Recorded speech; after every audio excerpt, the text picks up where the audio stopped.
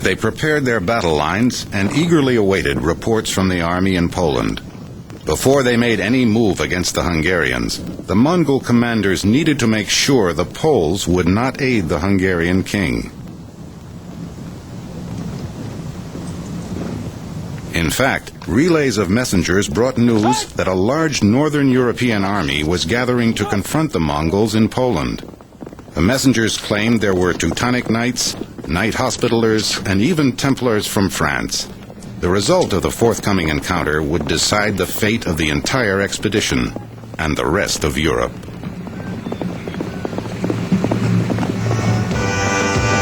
The knights put their faith in prayer and sharp steel.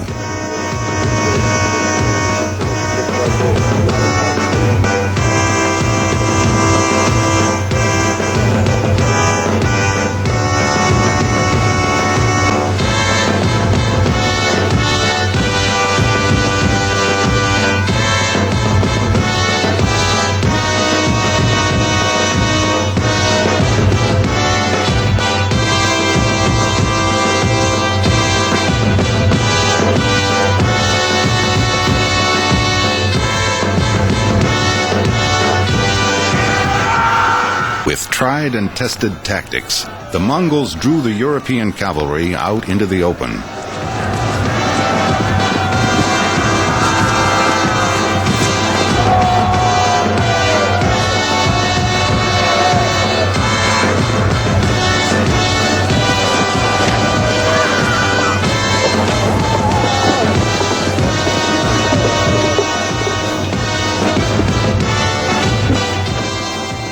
Before the infantry could advance behind the cavalry, a smoke screen began drifting onto the battlefield, effectively cutting off the two units from each other.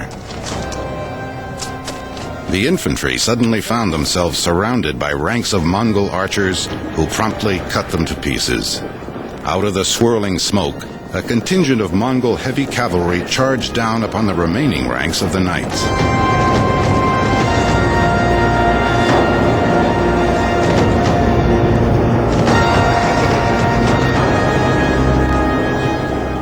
It ended quickly, and when the smoke had lifted from the scene, the Europeans were scattered everywhere, dead or dying.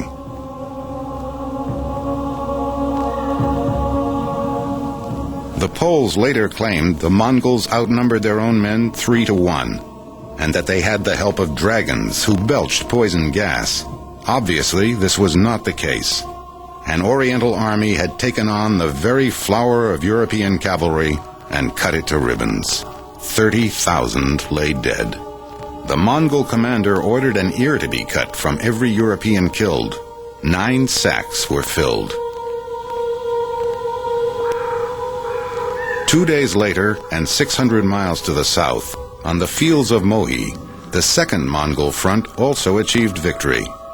On the field of Mohi, near the Hungarian capital, Mongol warriors destroyed Bela's cavalry.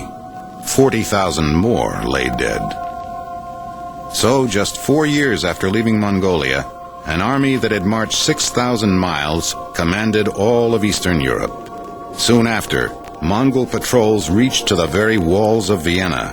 Indeed, no army of any consequence stood between the Mongols and the Atlantic Ocean.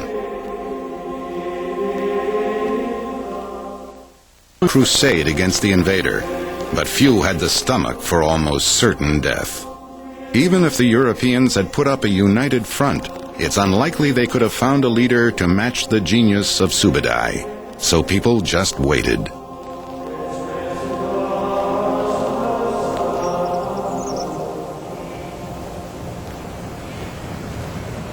Then, suddenly, one May morning in 1242, the Mongol armies disappeared.